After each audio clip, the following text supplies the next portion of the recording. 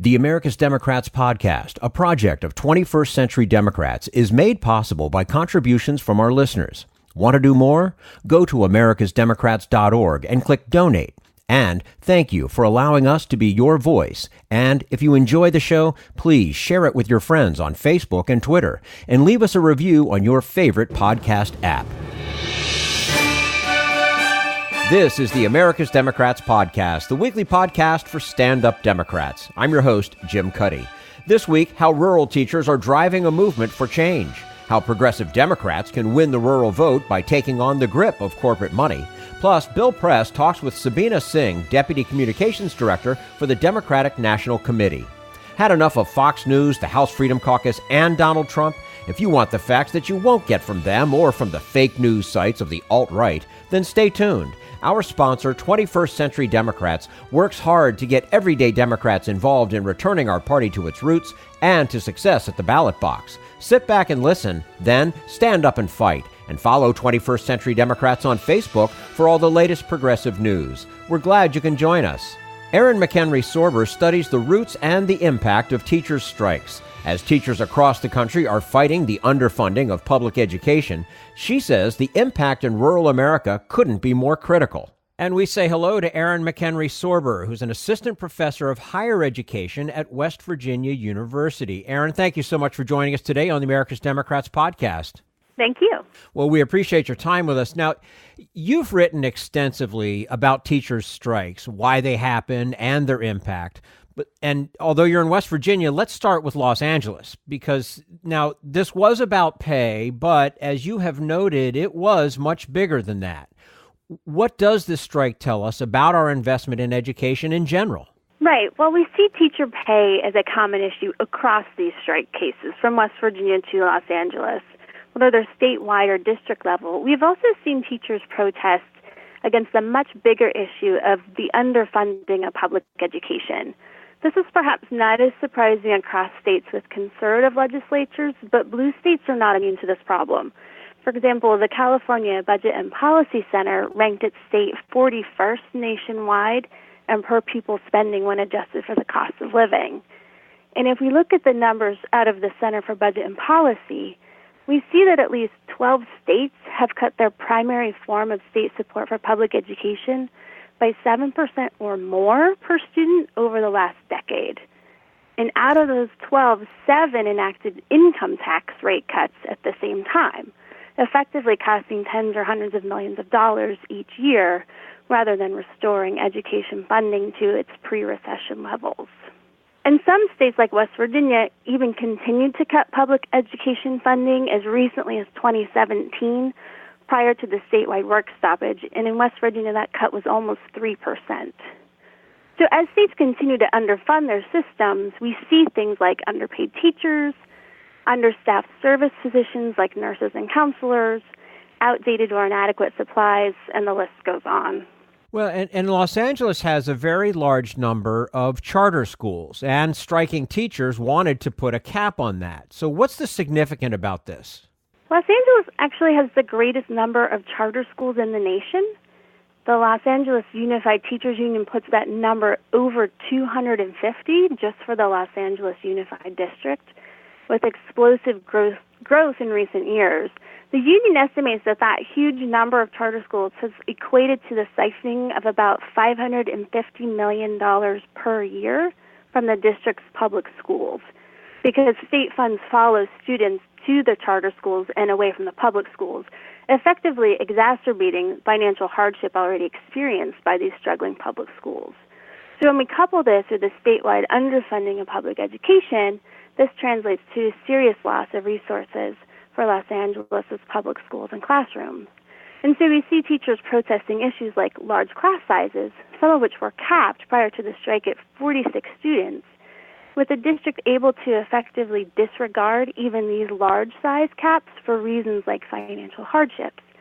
So the reduction in class sizes, coupled with a Board of Education resolution to vote on the calling for the state to cap charter schools is really a huge victory for Los Angeles teachers and their newly won contract. Now, you've also done a great deal of research and writing on the West Virginia teacher strike earlier this year and what it revealed about the state of rural education. One of those issues is teacher shortages. What keeps teachers out of the classroom in rural America? So this is a complex question. Rural communities have historically had greater difficulty in recruiting and retaining teachers than schools in suburban and urban districts. And this continuing teacher shortage crisis in West Virginia and really across the nation, this problem has been greatly exacerbated, and now it affects non-rural districts as well. The state and district leaders in West Virginia, my colleagues and I have interviewed, have shared with us a number of reasons for this shortage. Those include respect for the profession, teacher pay and benefits are a common theme generally, as well as low teacher pay compared to districts in neighboring states.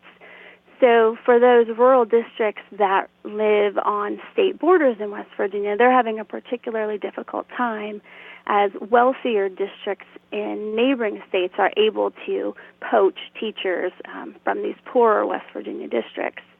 In addition, rural districts struggle to attract people from outside the locale because they might lack the necessary infrastructure and amenities that urban and suburban places can offer to new teachers. In addition, in West Virginia, we see deep pockets of poverty and opioid use in rural communities, which makes the job of teaching even more difficult than it already is, which in turn makes it hard to retain teachers. And when we couple that with a lack of geographic proximity to colleges and universities that offer teacher preparation programs, we see greater difficulty in recruiting outside prospective teachers in what has become an ever-decreasing teacher pipeline because fewer people are seeing teaching as an attractive profession. One rural district leader we talked to in West Virginia said she now lists every single certification area as a critical shortage area in her district. So that's everything from math and science to special education to foreign language and elementary education, which is very new for many of these districts. Another leader expressed deep concern over his district's ability to hire only one certified math teacher for the entire county's middle and high school classrooms. That's ridiculous. Yes, and leaders have suggested that this creates really great stress for them as they worry about the future of the students in their school systems. And all of this really ties into teacher strikes because these mass teacher shortages should have been a signal that teachers are unsatisfied with the profession. And counterintuitively, perhaps, these teacher shortages can actually empower striking teachers because even in states where it's effectively illegal for teachers to strike, there's no one waiting in the wings to take these jobs. We're speaking with Erin McHenry Sorber, an assistant professor of higher education at West Virginia University. Erin, you've made another interesting observation about the West Virginia strike, which is the role of women. Tell us more about that, please. So we've seen a wave of women's activism and movements across the nation, from the Women's March to a number of other initiatives. In West Virginia, about 75% of teachers are women. This parallels the national average, which is about 77% women. This is really problematic for a state like West Virginia. The state is ranked 51st in the nation in the percentage of women who have earned bachelor's degrees, just over 19%. It's also ranked 49th in terms of the percentage of women who are living in poverty. Almost 30% of women in West Virginia are living in poverty. Beyond these statistics, women in West Virginia actually have quite a long history of activism. So we have the famous story of Mother Jones leading coal miners over 100 years ago to a more recent eco-justice movement led by women in opposition to big coal corporations. In the case of the teacher strike in West Virginia, not only did we have most of the membership being comprised of women, but also union leadership.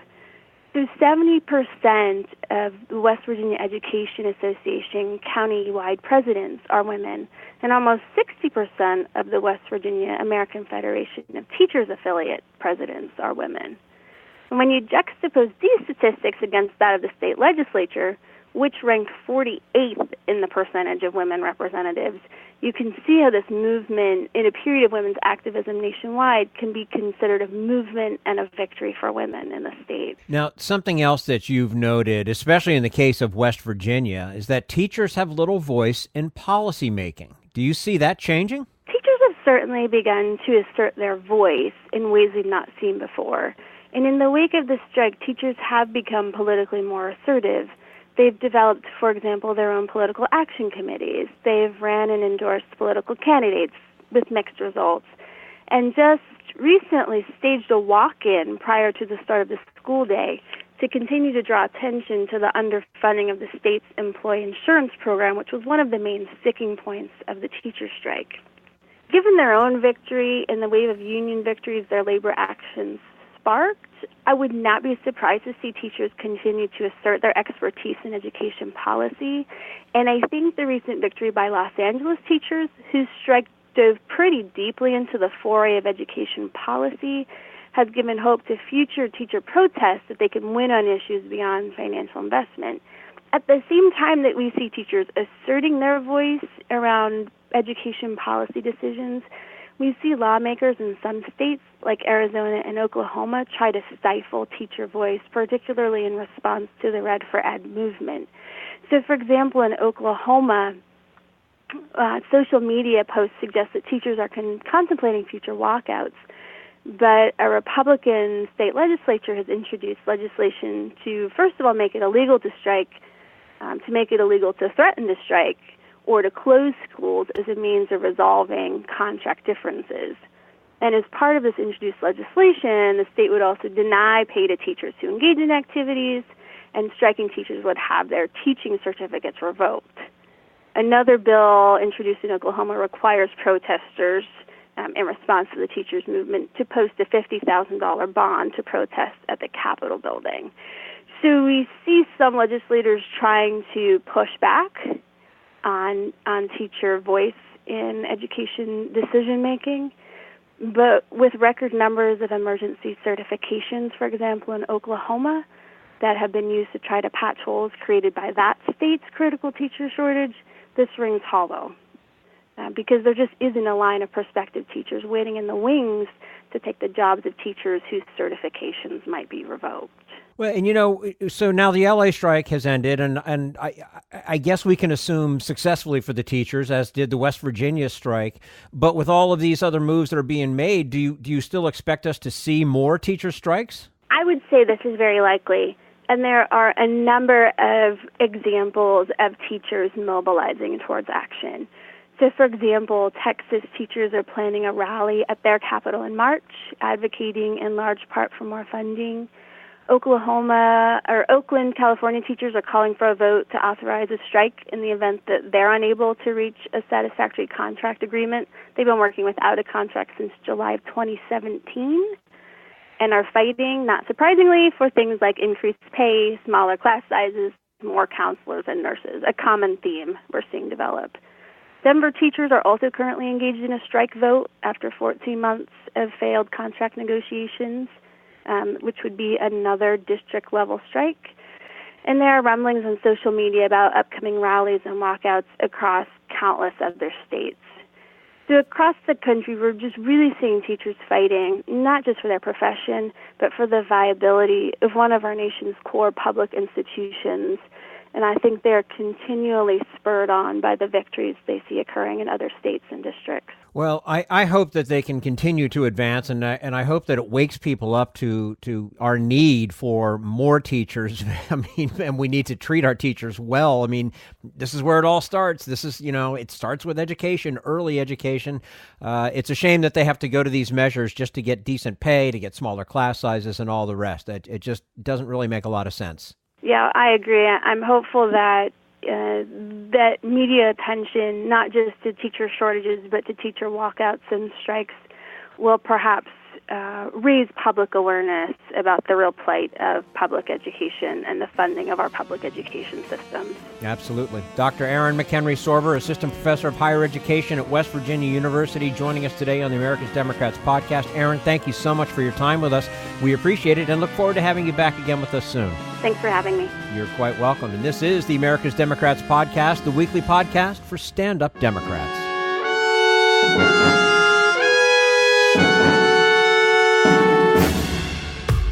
We want you to sit back and listen to this americasdemocrats.org podcast, a project of 21st Century Democrats. But we need you to stand up and fight. Do you want to get involved and help get our party back to its roots and to success at the ballot box? You can make your contribution to help us keep this show going and to elect Democrats who will stand up for democratic principles. Go to americasdemocrats.org and click on Donate at the top of the page. Social Security measure. I believe that we must pass legislation to provide medical care. This is our tradition. When our grandparents came to America, it was the Democratic Party which said, welcome. It was the Democratic Party, the party of Roosevelt and Truman and Kennedy and others, who said that America belonged to all its people, not just a handful of the rich or a few giant corporations. That's why great leaders like FDR fought so hard for Social Security, and why JFK stood up to the insurance companies and their Republican allies to get Medicare. It's not just one thing, or one time, in one place. It's about a whole history of standing up to the Republicans and saying someone has to be on the side of regular working people in America, whether it's defending Social Security or just the way your loved ones are treated on the job. That's what the Democratic Party is all about. And that's why this message has been brought to you by the Democratic Party. Working people like you and me. Paid for by 21st Century Democrats. Not authorized by any candidate or candidates committee. This is the America's Democrats podcast, the weekly podcast for stand-up Democrats. Coming up next, America on the verge of a farm crisis and how progressive Democrats should respond. But first, we turn to Jim Hightower, America's #1 populist, for his common sense commentary.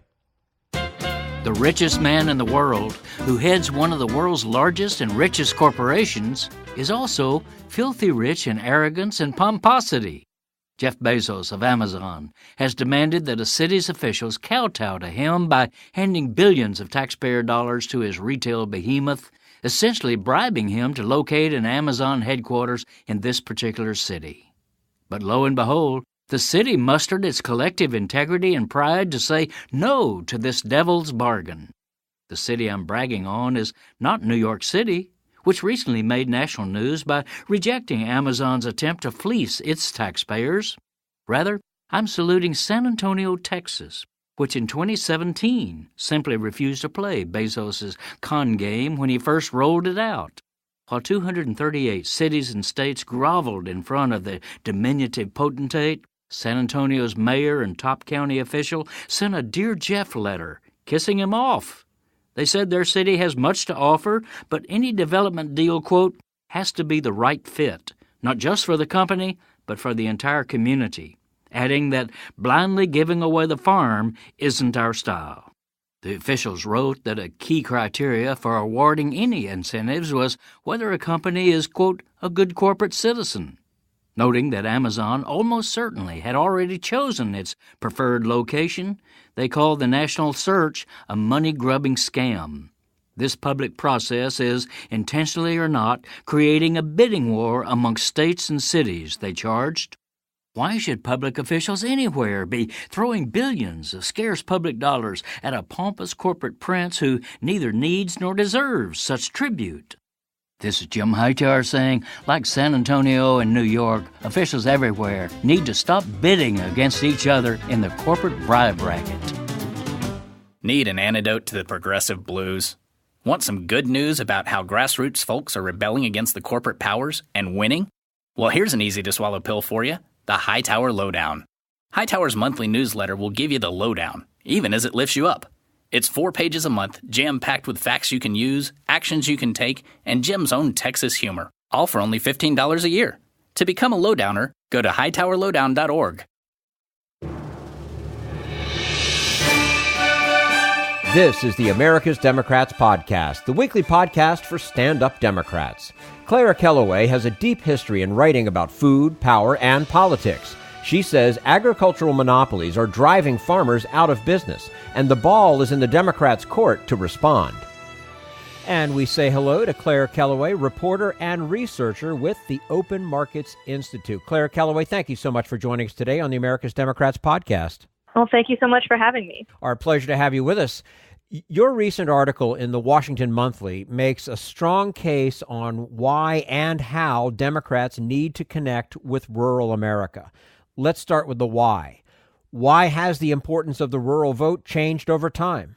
Yeah, I think this article was really sparked by sort of a growing discussion in the media and amongst policy analysts after, I guess, sort of the wake-up call that was the 2016 presidential election and also the midterms. I think it's just becoming increasingly clear that if Democrats want to, take back the White House or flip the Senate, that these growing losses in non-metro counties cannot be ignored. And there's, a larger debate around should Democrats be focusing on, improving turnout amongst their metro base, or should we be trying to shrink these margins in rural areas? And I just think when you really break down the math and look at these results, it's clear that you have to do both. And to some degree, it's increasingly harder to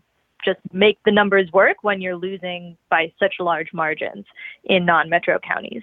And so that's why I think it's really an important thing. And, just morally, rural America is really struggling. And so it's also just the right thing to do.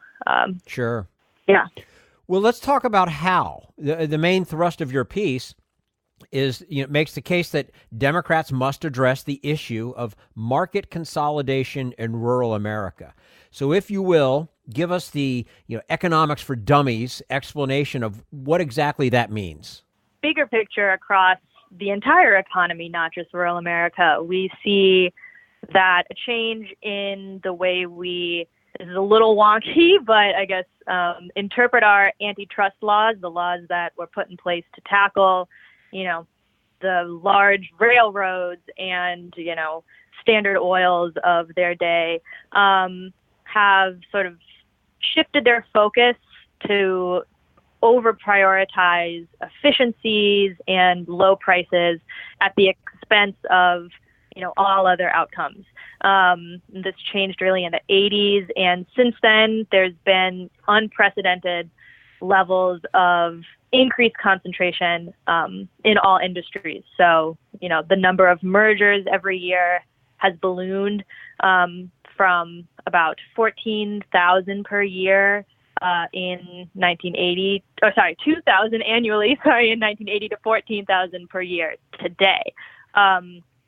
75% of U.S. industries have become more concentrated since the late 90s. And this, in turn, really gives individuals, especially small businesses or supplying like manufacturers, less of a market to sell their product. So my article focused a lot on farmers.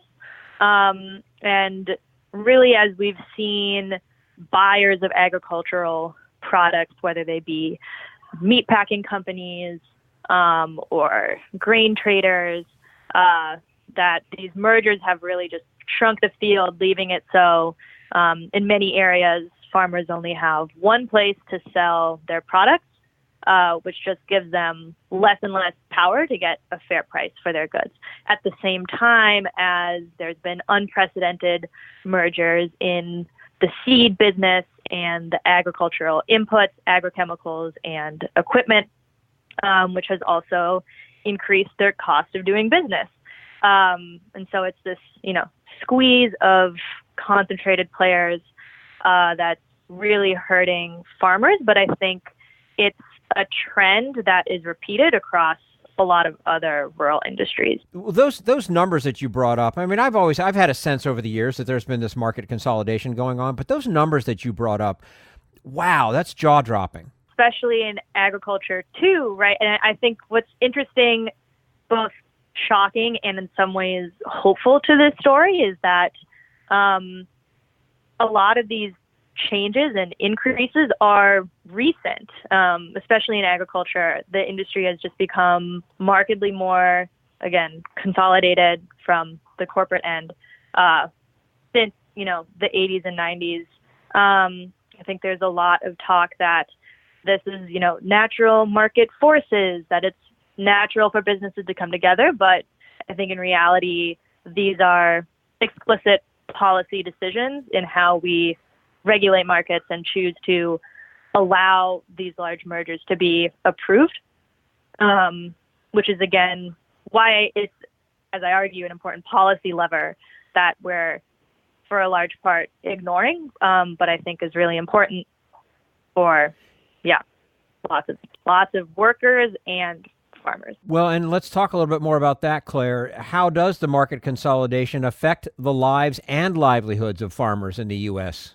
Yeah, again, as I said earlier, it sort of decreases the amount of buyers out there. So this idea that, I think one good example, in the 80s, most hog farmers sold their pigs on, in open market, the idea of, livestock exchange and auction where you go and there's many buyers and you get, a general fair market price. Whereas today that industry's really dramatically shifted to one in which most farmers are on a contract with a large company, which again just gives them less of an opportunity to bid for a fair price. They kind of have to just accept whatever is offered by one player. And so, in effect, that pushes down the prices that farmers receive. But it also, in the case of livestock contract farming, lessens the level of control that they have over their operations. I think poultry farming is a good example of this. When we see, if farmers only have one option of a large poultry integrator, poultry company to contract with, these businesses have increasing say over how many birds you get, how much you feed your birds, their veterinary care, all these things, and really takes what once was sort of, farmers' decision making and control over their business, and really gives them all their inputs and factors of their success while also determining their price. It's just a level of control over farmers in particular that really makes it challenging for them to make ends meet in any other way except surviving on volume, and creating kind of a ruinous competition amongst each other, while these companies are able to export all of the risks of raising crops and raising animals to individuals, while also internalizing a lot of, more profitable parts of the supply chain. Sure. At the end of the day, I think it's a question of power, and so the effect that it has on the livelihoods of farmers, to your question, it increasingly, strips power and control away from them to, in the most extreme case, determine their success, and in other cases, negotiate for a fair price. We're speaking with Claire Kelloway, reporter and researcher with the Open Markets Institute, talking about market consolidation today. And Claire, your article is very critical of Democrats for failing to confront big agriculture in meaningful ways. What accounts for that failure? Yeah, I guess I think to give a little bit of that story, in 2008, we saw then candidate Obama was campaigning on a really hopeful message of tackling, these increasingly unfair and exploitative business practices, especially by large meatpacking companies and seed companies, that was really inspiring for farmers. And very early on in the Obama administration, both the Department of Justice and USDA held hearings across the country, getting feedback from farmers about, issues they've had with speaking out against, feeling like they were shorted by a meat packer, but then losing their contract as a result of speaking up. There's a big issue of retaliation, and all different kinds of issues in the industry. And at the end of these hearings, some rule changes to the Packers and Stockyards Act, which is sort of the main antitrust law that farmers have to stand up against some of these practices, were proposed, and they were really, at the time, I guess, exciting proposals. But what accounted for those proposals not coming to full fruition was a large, I guess, lobbying effort in response from meatpacking companies. And then I guess, why Democrats failed to stand up to that. I mean, there's a lot of things that go into that question, but I think, this story really just shows the influence of large companies in politics. And, part of the reason this specific set of reforms didn't come together was definitely the 2010 midterms. Like after that, it became, more of obstruction by Republicans. But it is sort of a big existential question. Why didn't Democrats, when they had power, really follow through on these promises? Yeah, absolutely. And I guess it's a question I have personally. I don't know why. Yeah, that's just it. I mean, it was there. The case was stated. Everything was going, and they dropped it. And I guess it's the pressure of big money. I can't imagine that it's anything else. Let me ask you this: what would be the elements of a public policy that really took on these issues? I guess one of the central shifts in public policy that we need to see is, again, not necessarily reinterpreting, relearning what are the main goals and objectives of our antitrust laws. So the shift away from what we currently have, which is called the Consumer Welfare Standard, and again, focuses almost exclusively on, will a merger acquisition, increasing consolidation of companies hurt prices for consumers. That's really the only metric by which we currently, measure and enforce issues of corporate consolidation. But in the past, we used to take into account market structure. So how many players are there in a field? How much control over the industry do they have? Taking into account issues of, I guess, corporate influence and control of a market overall.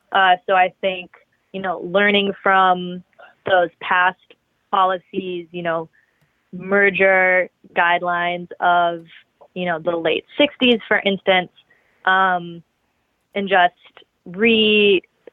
studying the foundation of our antitrust laws when they were passed initially, obviously interpreting them for a modern context. But I think that is, a public policy solution that would address these issues of abuses in agriculture, but also I think a lot of other industries too. Are you seeing any any political support or political champions, for that matter, for these kinds of policies? Increasingly, I think, even 5 years ago, I don't think there was quite the public discussion of what some people are calling the second Gilded Age, or issues of tackling, monopoly as something that people had interest in. But I think that's changing. I think that's changing in part because of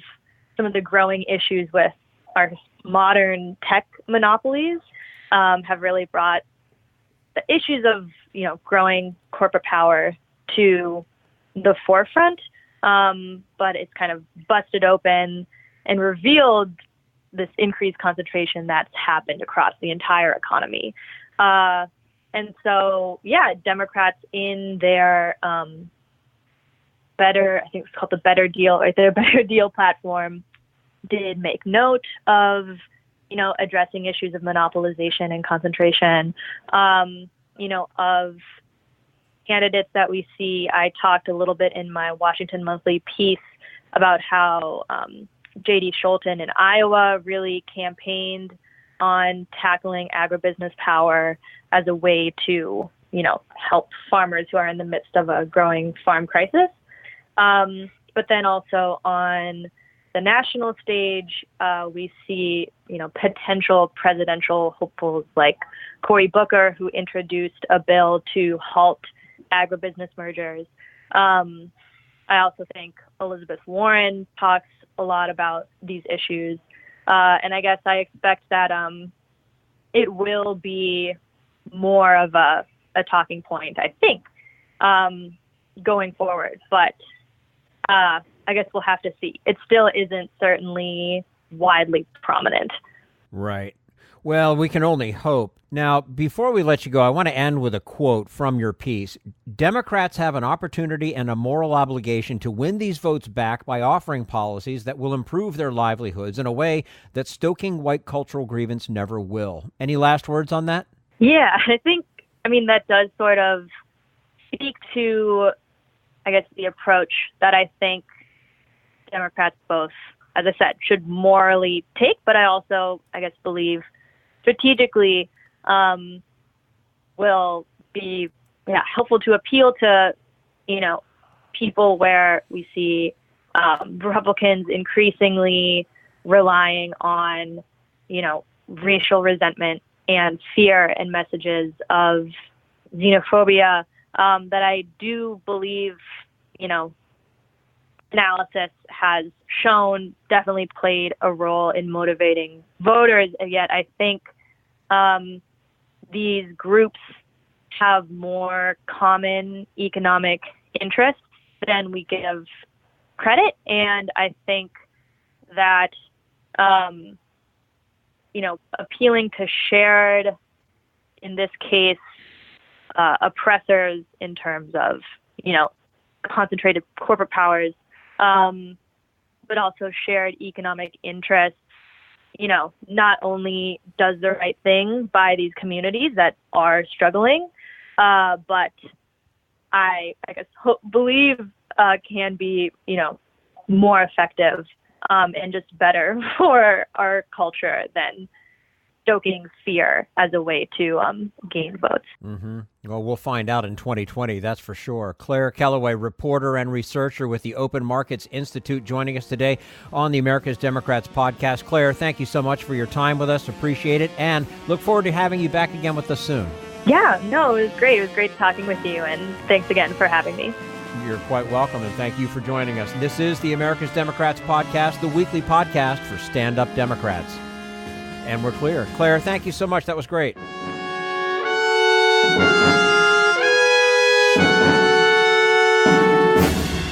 We want you to sit back and listen, but we need you to stand up and fight. Help get our party back to its roots and to success at the ballot box. Make your contribution to keep the americasdemocrats.org podcast, a project of 21st Century Democrats, on the air, and help elect stand-up Democrats. Go to americasdemocrats.org and click on Donate at the top of the page. This is the America's Democrats podcast, the weekly podcast for stand-up Democrats. And now Bill Press talks with Sabina Singh, Deputy Communications Director for the Democratic National Committee, about how to hold a debate for 16 candidates. From the Democratic National Committee, Deputy Communications Director Sabina Singh. It's nice to see you, Sabrina. Nice to see you. Thanks for having me on this Friday. It's good to see you, and we can't wait to hear about the debates and all the decisions that have been made.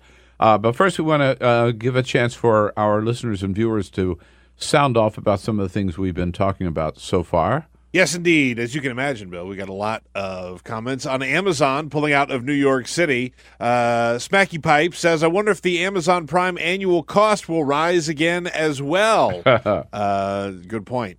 Phil, who is right here in Washington, D.C., our buddy Phil, says, reminds me of what happened to Disney in the 1990s. They announced that they were going to be building a theme park near Manassas, and local government and residents rose up and ousted them. I remember that. I remember that too. Story. And that would have been outrageous, right? Yeah. The Manassas countryside, beautiful, and of course, a huge historic value, right? They wanted to turn it into a theme park. KG says, congratulations, New York City. You just avoided a new homeless crisis. Yeah, I mean, there are a lot of people that talk about the impact that Amazon has on a situation like that. There's also some comments on the wall, of course, the other big story of the day. Chris says, if the Supreme Court gives their okay, it would nullify the Constitution. Then we should get rid of the Supreme Court altogether, because without a Constitution, we would no longer need the Supreme Court to determine what is constitutional. Donald Trump, where'd that come from? Donald Trump would love that. You got rid of the Congress and the Supreme Court? Yeah. That's the kind of country he wants. Yeah, right? Yes, exactly. And it's, by the way, it's the kind of country he thinks he lives in and acts like he lives in. It's certainly the one he wishes he lived in. Yeah. If you have a comment on any topic at any time, you can find us on Twitter at BP Show. Again, big question is to what extent will the Republicans in Congress, who have been saying for the last few months, no emergency declaration, now that Donald Trump is declaring one, will they just go along with it, or will they be willing to take the president on and break with him on this issue? I don't think you can count on them at all. We'll see, right? I think we know. They'll wave the white flag of surrender the way Mitch McConnell did yesterday. All right, so Sabina Singh from the DNC, you know, it's like when you get a marriage license, you have to go to the city hall and you've got to file. So if anybody's running for president, they have to come to the DNC and take out their application papers. How many candidates That's a great analogy. How many candidates do you have? Right now, I think the field continues to grow. We're seeing candidates continue to announce. Just last weekend, we saw Senator Klobuchar get in the race. So right now, we don't have a set field, which is exciting. But you have 8 or 9 so far, I think. 8 or 9 declared candidates. I wrote a column yesterday where I identified 8, and then I realized I left off, declared. Already declared. Yeah. I left off John Delaney. Mm-hmm. Sorry about that, Congressman. So that would be 9. Yeah. And that's not the end of the road, though. I don't think field, so. Huh? I think we anticipate that the field is going to continue growing. I think that, this is a big decision for candidates to make. It's a big decision for their families. So, I think we're going to see candidates continue to announce through March and maybe even until April. And that's fine. The DNC, we are prepared and ready to have a large historic field, a diverse field. And that's, I think, what's going to get our base excited. And, we're preparing for these debates, as you said, and it's a very exciting time. So just adding to that list, we do know that among those who are still considering, certainly Senator Bernie Sanders would not be surprised at all. Former Vice President Joe Biden, I've been wondering whether his delay meant that he wasn't going to run after all. But yesterday, apparently, he told some people he was 95% there, was making calls, raising money, trying to line up support. So it sounds like he's going to be there for sure. Today, what's today? Friday. Yeah, today, Beto O'Rourke, who just had his big rally in Texas the other night in El Paso, the competing rally for Donald Trump, he is appearing at Madison, Wisconsin, the University of Wisconsin in Madison. a hotbed of youth activism, for sure. And then tomorrow appearing in Chicago. So that's right. He's definitely bouncing around there and looking like maybe more and more like a candidate. I think the three that you mentioned, I mean, there's so many more that I think are going to continue to consider this big decision. And hopefully, we'll have more candidates in the race by the end of the month or, end of March. Who are we missing? Who else might?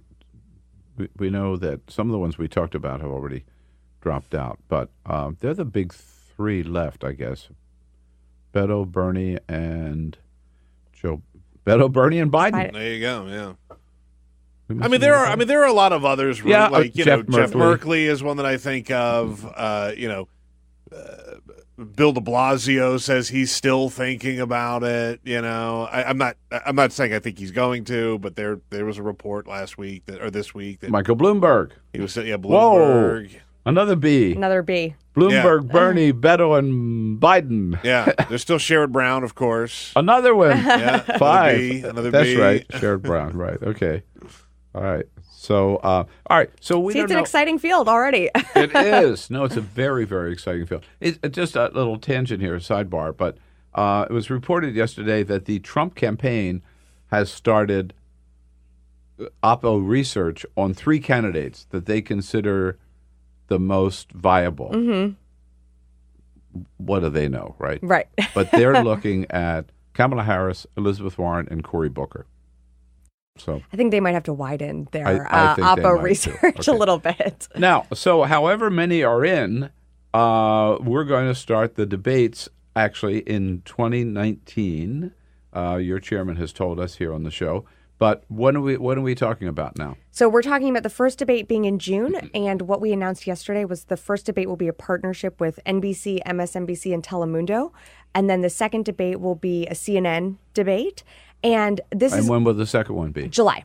We don't have set dates yet. All right, so we're talking June, NBC, MS, and Telemundo, meaning they will televise it, right? They will televise it, and it will be free live streaming as well. Okay, and they will choose the moderators, I guess. Yes, I don't think have control over who they decide to pick. But what is historic about this is that it will be debates on consecutive nights during the week, during prime time. And there's not going to be a so-called kids' table debate. We are picking the candidates at random. So it will be 8 and 8 on the stage. So the debates could be Tuesday and Wednesday, Thursday. We haven't worked out the debate, the actual dates yet. So 2 nights back to back. Back to back in prime time. All right, and you're sort of planning on 16 candidates. I think so. Yeah, I mean that's what we're looking at, and the candidates have to meet a pretty aggressive threshold. They have to reach at least 1% in reputable polling, either in national or in a few states, and we've picked out some of those polls. Okay, slow down. Yes. All right, so to get in this debate, right, you have to at least get 1% in the national polls. Mm-hmm. I could get 1% in a national poll. You can be on the debate stage, Bill. I don't want to be on the debate stage. What I mean is that's a pretty wide open. Well, you have to think a lot of these candidates don't have some of the name ID that a Bernie Sanders does. Right. So 1% is actually going to be tough for some candidates. Really? Well, when you think about how big the field is, yeah. And we anticipate that the field is going to continue to grow. Peter, check out Pete Buttigieg. Sure, yeah. I would think he and Julian Castro might be the lowest, right? But see if on a national ID now, I'd be surprised if they wouldn't score at least 1%. But and so that is one criteria. I'm sure you've done the research on this. We have, yes. Our team, led by Mary Beth Cahill and Tom Perez as well. Right. They really put this together in a thoughtful manner. And so if you are not at that 1% threshold, another threshold is fundraising, showing the support of grassroots fundraising. And we, consulted with a huge Democratic digital firm, Act Blue. Act Blue is a great organization. Yeah, exactly. And so, we have another debate threshold, which is fundraising, and you have to show that at least 65,000 people are giving to your campaign across 20 different states. And so, I think that is pretty robust, and that is going to be, we're holding, so you can't have all your donations coming from California or New York or Texas. You have to show a breadth of support across the country. And so, we hope that this debate criteria is, we believe, fair and very transparent, and we're being completely forthright with all the facts and figures that we want to establish for our first June debate. And so we're really excited, and we think that our candidates can meet those goals. All right. So back to fundraising. So you're saying grassroots. This is grassroots fundraising. Yep. Okay. What's your definition there? I mean, are you talking about contributions under $200 or? I don't think we've set that yet, but we're talking about just showing a breadth of grassroots fundraising and small dollar fundraising. That's what I mean. I was looking for your definition of small dollar. Yeah. Right. I don't think we've set that limit. Usually people say it's under 200. Right. But I mean, I think, if someone's really excited about a candidate and what they donate can give and multiple times too. Right. Exactly. And they, want to buy the T-shirts or posters or whatever, that can amount to more than under $200. So I think, we're keeping that open.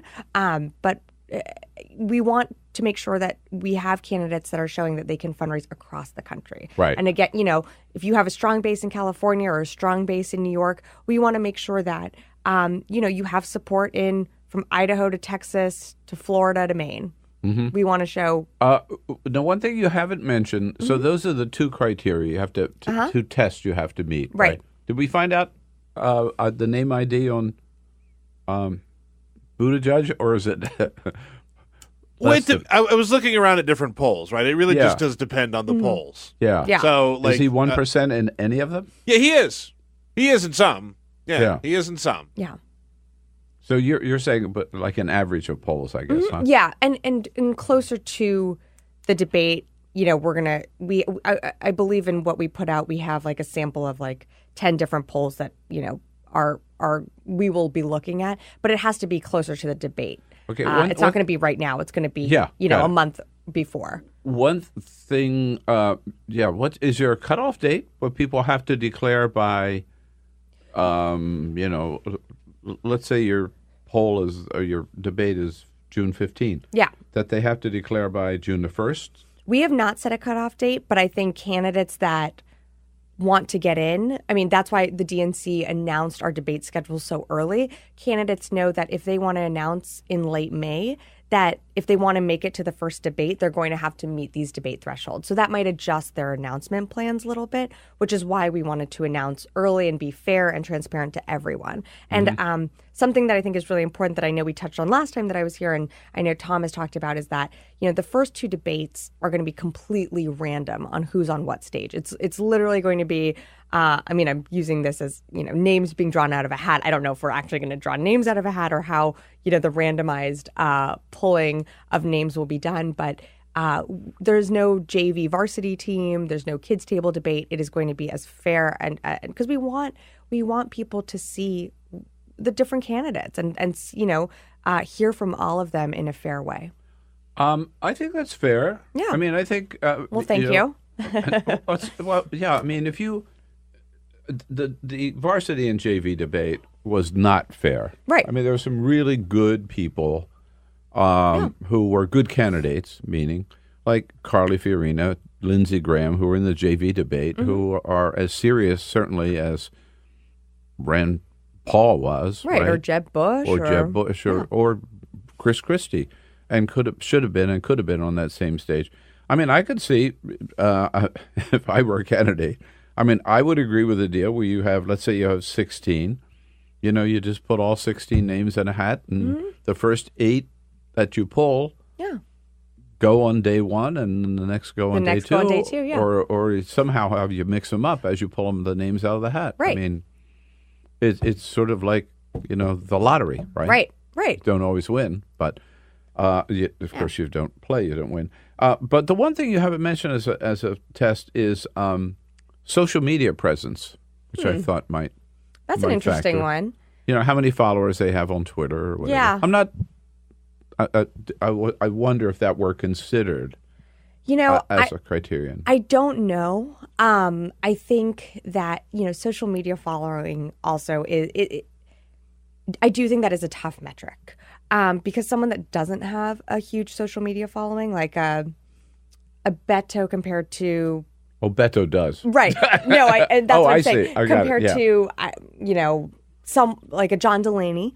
Or Castro. I don't know that that's totally fair as a metric. I think that's something that should, I think that is a great way to measure someone's reach. But I think for just our criteria and what we wanted to make things that are achievable, we wanted to set it so that these are things that, the fundraising work, it's the same amount of work that every candidate is going to be putting in. It's going to be email fundraising. It's going to be traveling the country. Those are things that, we can kind of measure. And then also polling, we can, kind of measure that as well. Social media it's a bit hard. It's a bit tougher, I think. Yeah. But it's not a bad, that's not a bad criteria to consider in the future. And so what response have you had? We've had a really good response. I think people across the aisle, operatives that worked on the Hillary campaign and the Bernie campaign have really applauded our debate process and transparency. Same with the networks. I think Tom held over 100 discussions with different networks and media execs. Again, and I know I'm beating a dead horse here, but we really tried to be as fair and transparent as possible. And so the response has been positive. So June and July, consecutive nights, you don't have the dates nailed down yet? Not yet. Right. Location? Not yet. Okay. Yeah. Who decides that? You do or the networks? I think there will be probably a combination. That I think that needs to still be worked out. And that's always tougher to just get your location set. And I think the networks want to make sure that the accessibility is there. And so I think that will come later. And how many total debates? 12 total debates, 6 and 6. When you say 12, so like the June debate, that's not 2, that's 1 debate, right? Right. 2 1 nights. debate, 2 nights. Got it. So okay. There's a debate every month starting in June, with the exception of August 2019 is when we do not have a debate. And then we go September, October, November, December. And then starting in 2020, we have debates every month as well. So June, July, boom, month off. September, October, November, December, and then that's 6 for 2019. And then 6 through June. 2020. It's going to be a busy year. Yeah, I'll say. Yeah. And at some point, you may get down to we're going to have one night because candidates will have dropped out. Exactly. And I think that will happen naturally and over time. And I think that, what is exciting is that for the first 2 debates, I think the candidates have their chance to make their case to the American people. And if you're a candidate that might not be polling where you want, but you are meeting that grassroots fundraising threshold, this is your opportunity to really, boost yourself up and reach more people. Yeah. No, I think it's a fair schedule, and I think it's going to be very exciting to watch. To watch it develop. 12 debates. I mean, that's a lot. Much more than we had in 2016, and so that's why we want to make sure that everyone across the country has an opportunity to hear from different candidates, and that's why we're doing so many. I think every year, every election cycle, we say this is the most important presidential election we've ever seen.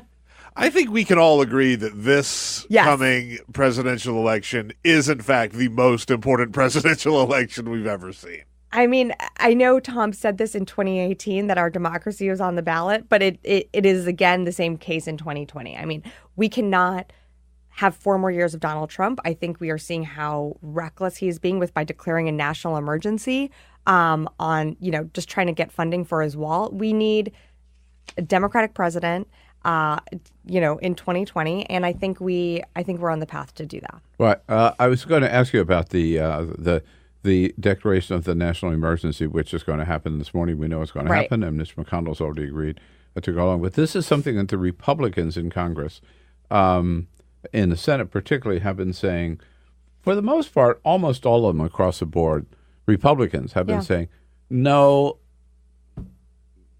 we like the president, but this is going too far. And now he's going to do it. It is going too far. It's reckless. I mean, we have a national emergency. I think, there's a handful of issues that we can declare a national emergency. Just gun violence is one. Poverty levels, of our children. There are other cases to be made for national emergencies. Building a wall, a see-through slat wall, whatever he wants. First of all, we know Mexico's not paying for it. That was pretty clear, I think, the day Donald Trump became president. Mexico is never going to pay for this wall.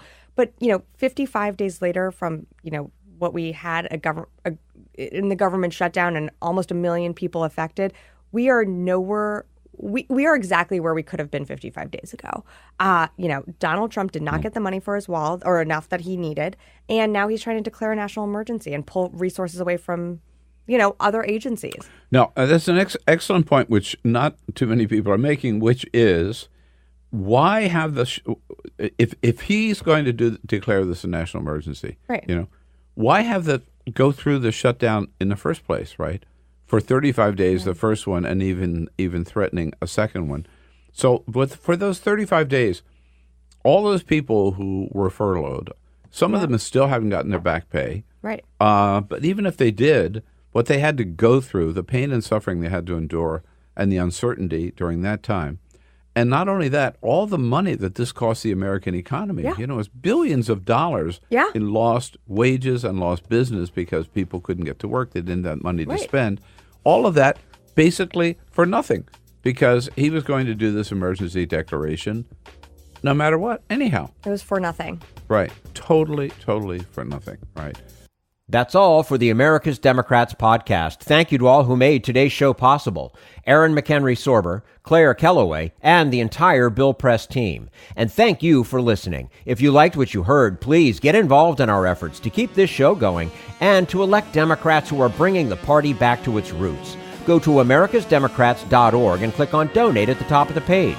And be sure to find 21st Century Democrats on Facebook and Twitter. And leave us a review on your favorite podcast app. For the America's Democrats podcast, I'm your host, Jim Cuddy. We want you to sit back and listen, but we need you to stand up and fight. Join us. Support the americasdemocrats.org podcast, a project of 21st Century Democrats, and help elect Democrats who will stand up for democratic principles with your contribution today. Go to americasdemocrats.org and click on Donate at the top of the page.